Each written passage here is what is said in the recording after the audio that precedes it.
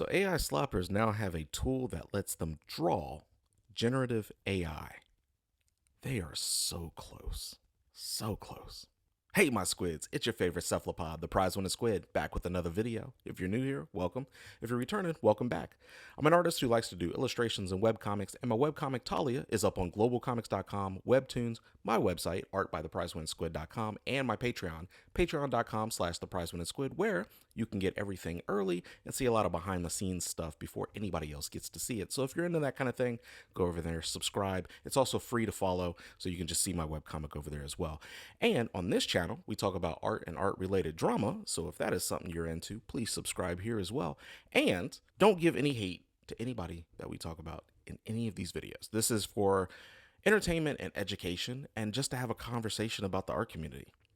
So what am I talking about with this generative AI tool? Well, the thing is we're gonna get into that, but let me tell you the speed paints we're gonna do, because we also do or I show speed paints of things that I've drawn. So today's is gonna be Rosalina from the Mario franchise, and it's my version of if she became Mario, what would she look like? So I'm gonna throw that up on the screen. You guys can watch that kind of in the background while we talk about this. But first, let's get over to Twitter, because this Twitter is like the best and worst place for any of this stuff to happen. So let's jump over there. So I'm gonna have it up on the screen over here so I can look at it, but I'm also gonna play it for you guys up on the screen so you can see what I'm seeing, and I'll have it on loop for a little bit so you guys can kind of take it in.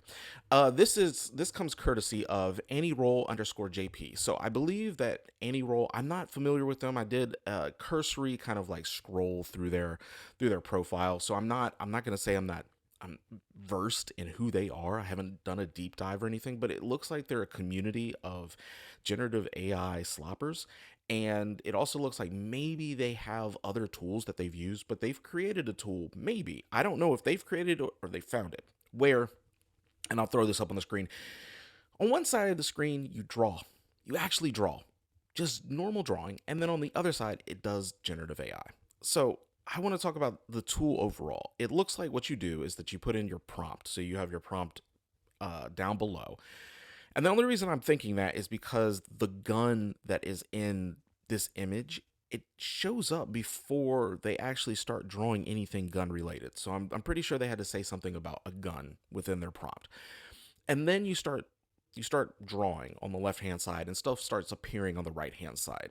And as you can see, as it kind of starts appearing, first the hands start just kind of doing whatever, and it looks like either they're putting on a half coat or something. Parts of the neck area start appearing black, like a shirt was on there, but the full shirt isn't on there, and it doesn't look like they're putting a shirt on. There is so much that is going on. And then the scar that they put, the scar changes, and it changes kind of regularly when they're drawing other elements of this. The hair, you can see the hair does change as they kind of like go up there and start messing with the hair. But when they start adding the cat ears, it shows that they can't, or at least it doesn't look like they can add just a singular cat ear. So what if you wanted to have a cat ear and you wanted to have like something else on the other side, a horn? It doesn't seem like it can do that. Maybe it can. I don't know. The point is that they're drawing. They're actually drawing. They are so close to figuring this out. And this is blowing my mind. So just what I want to kind of talk about in regards to it itself, what they're doing, and why I think, God, you guys are so close. You're almost there. The first thing is what they're doing is blocking. So if you're not familiar with blocking is when you essentially just put down colors and shapes. And this is to kind of add where your subject is going to be, or maybe even some of the background elements will be in your piece. And you don't do like details yet. You don't go in, if you're doing like a vase or something, or a vase or whatever, however you pronounce it, you won't do the full shape. You'll do, you won't do like the lines around like the edges or anything like that. You'll actually just do the vase itself, right? You'll kind of block that in. You'll block in the top with like, kind of an oval, and then you'll do another oval, and you will eventually you'll flatten it out down at the bottom. That's blocking. When you go to do the detail work and you get to add textures and kind of the shadows and richness, and you get into more rendering stuff, then it becomes different. But initial blocking is exactly what they're doing on that left hand side of the screen. So the fact that you already did all of this, you realize that you only had a couple more steps to go before you were really finished with the piece. So why did you draw it to begin with? Because the other problem is it added a gun and the hands before you technically drew the gun and the hands. What if you didn't want that in the piece? Is there a way for you to take that out without needing to continue adding more to the piece?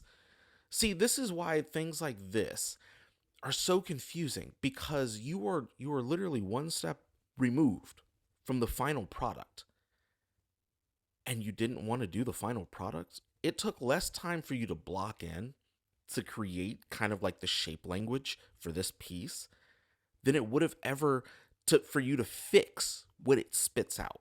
Because now what it spits out, it changes the jacket. I'm looking at it again. It changes the jacket multiple times. So what if you don't want the jacket to be changed? What if you want a suit jacket, but it keeps giving you like a leather jacket?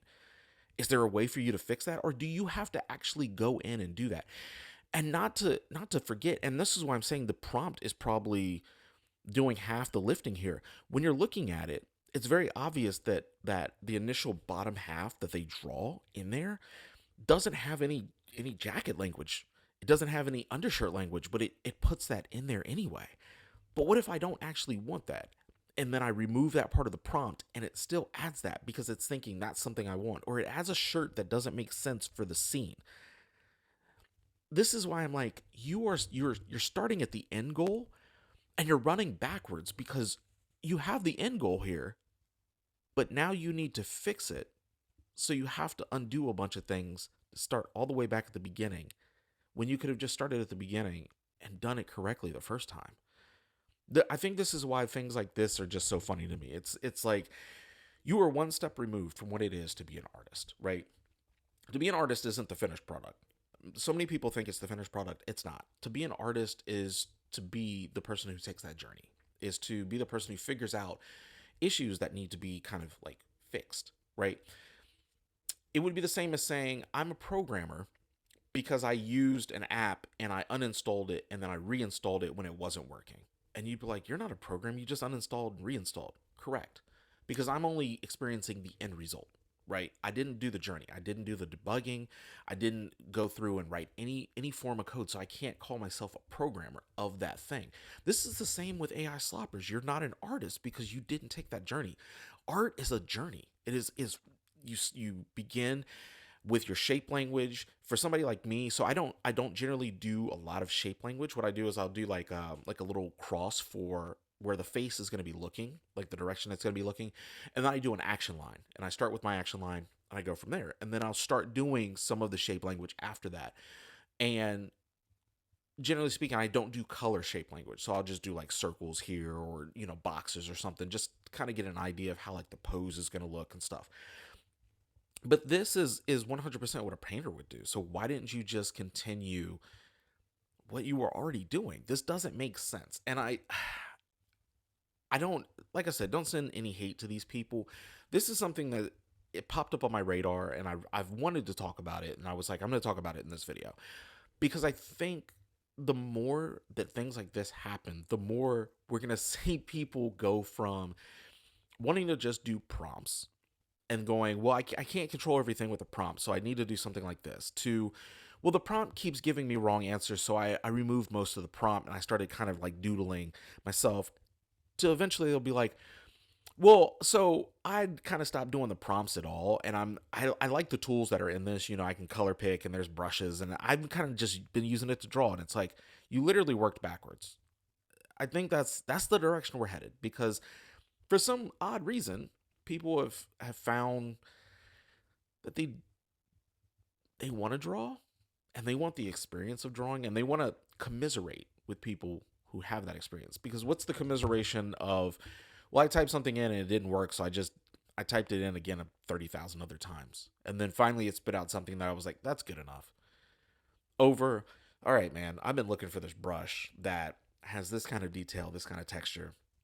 I saw it in this piece, and 13 other people go, oh my God, I've been looking for the same thing, but I found something that's similar. I've been doing this with my pieces. And then you're having this discussion about, brush rate weights, and why you would have something in a certain piece, and you know you know, it looks good for the eyes, but I hate the way that it kind of makes, you know, the hair look. So I've been using this brush and I've been doing this and I've been doing that. You kind of have a conversation with people. Whereas like with AI slop, you can't really have a conversation. Here's the finished piece. What did you do? I typed in sentences. But something like this, now you have people like, well, you know, I was doing this and I was drawing and it's like, okay, but the one on the left, you could have just fixed up a couple details, you'd have been done. I don't know. It's weird. It's weird that we've kind of gone down this rabbit hole, down this weird, you know, how people are seeing art and kind of interacting with art overall. Because I'm on Threads a lot, right? I'm not really on Twitter anymore. I have Twitter because I want to look up stuff like this.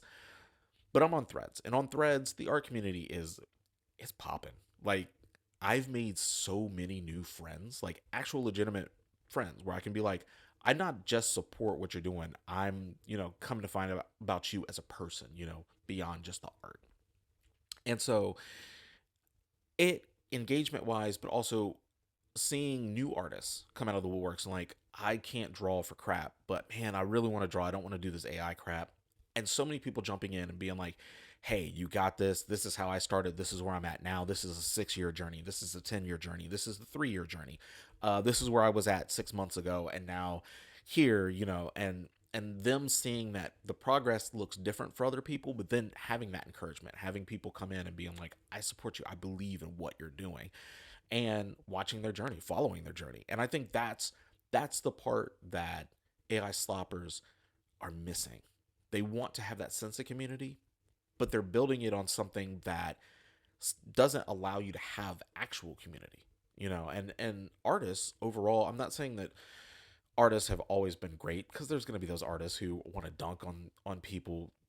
You know, there's a whole thread on Threads of what's things that like make you angry about things that artists say. And mine was people who want to dunk on people who do challenges. So I've talked about the free run art challenge and how, you know, there was people who were like dunking on people like you're not doing the angle right. And it's like that's kind of not the point, man. It's community. I met a lot of people and we've, you know, exchanged ideas and figured out how to make things look correct in certain ways. And that's kind of the point of challenges, you know. And that, you know, us having that discussion and seeing other people kind of like come in with their own and going, oh my God, yeah. That's what AI slappers don't have, but that's what they want. And if they realize they pick up the pencil, they would have that almost immediately. But there's just this, I only want the finished result and I want the clout. And it's a weird thing that's kind of happening over in that community. And I don't understand it myself. But anyway, I wanted to talk about that for a minute because what? Y'all are so close, man. So close. You're almost figured it out. You almost figured it out. You know what? I believe in you. I believe that this time next year you will pick up the pen, the pencil, the paintbrush. You will make something. And it might not be great, but it'll be the start of something. Anyway, I'm the prize winning squid. I'm out of here. That's the video. If you guys have anything that you want to say about this, leave it in the comments. Tell me what you think about tools like this. If you think they're good tools, if you think they're bad tools, what's your relationship with generative AI, AI slop? How do you feel about it? I mean, I'm very adamantly against it. I don't think it has a place in anything. I thought AI would be able to figure out, you know, the website that I visited, you know, 7 years ago that I can kind of remember and I might be able to tell it about, but it still can't do that. So I don't need it to generate art. I can do that myself. And a lot of it might not look amazing, but it's mine. Anyway, just wanted to talk about that for a minute. I will leave you guys to it. You guys stay safe. It's still cold out there. Hopefully, if you're watching this video in the future, it's not cold out there, but it is still cold out there. There's still snow on the ground. I'm going to have to take my dog out in it. I hate bundling up. It is what it is. Anyway, I am out of here. Go out there, create something, visit your community. Make sure you guys are keeping in touch with each other because it is rough times out there. It really is. I'm the prize winning squid. I'm out of here. I will see you guys later. I love you.